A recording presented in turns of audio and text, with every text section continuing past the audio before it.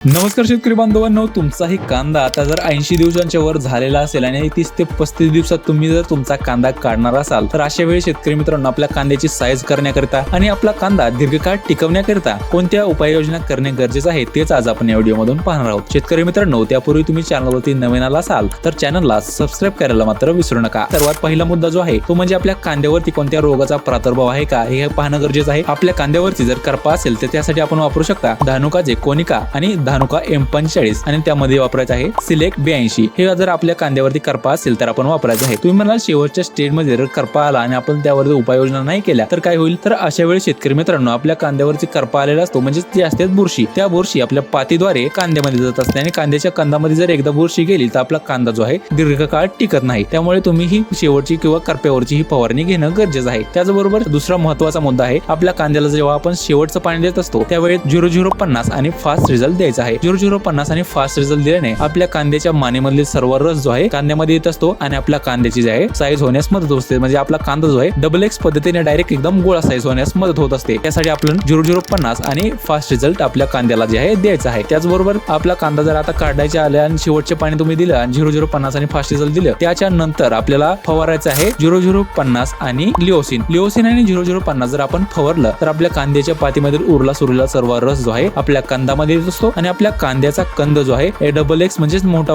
गोळा साईज होण्यास मदत होते। आपल्या कांद्याची परिणामी साईज होत असते। त्यामुळे 0050 हे फास्ट रिझल्ट हे ड्रिचिंग द्वारे शेवटच्या पाण्याला द्यायचे आहे। कांद्याची साईज होण्यासाठी 0050 आणि लिओसिन वापरायचं आहे, जेणेकरून आपल्या कांद्याची साईज जी आहे XX होईल आणि आपला कांदा जो आहे दीर्घकाळ टिकण्यास मदत होईल। दीर्घकाळ कसा टिकेल तर शेतकरी मित्रांनो 0050 मध्ये फक्त पोटॅश येत असतं आणि पोटॅश जे आपल्या कांद्यासाठी टिकण्यासाठी महत्त्वाचं असतं आणि आपल्या कांद्याला फुगवण्यासाठी फास्ट रिझल्ट एकदम बेस्ट आहे। फास्ट रिझल्टने आपला कांदा तो फुगतो आणि 0050 ने आपला कांदा टिकतो। त्यासाठी शेवटच्या पाण्याच्या वेळी 0050 आणि फास्ट रिझल्टची जोडी एकदम बेस्ट आहे। त्यामुळे शेतकरी मित्रांनो ही फवारणी आणि ह्या शेवटच्या उपाययोजना आपण करा आणि आपला कांदा जो आहे दीर्घकाळ टिकवा, जेणेकरून आपल्या कांद्याला जास्तीचा बाजारभाव मिळेल। अशीच माहितीपूर्ण व्हिडिओ पाहण्यासाठी हा व्हिडिओ इतर मित्रांनाही शेअर करा आणि आपल्या चॅनलला सबस्क्राईब करायला मात्र विसरू नका।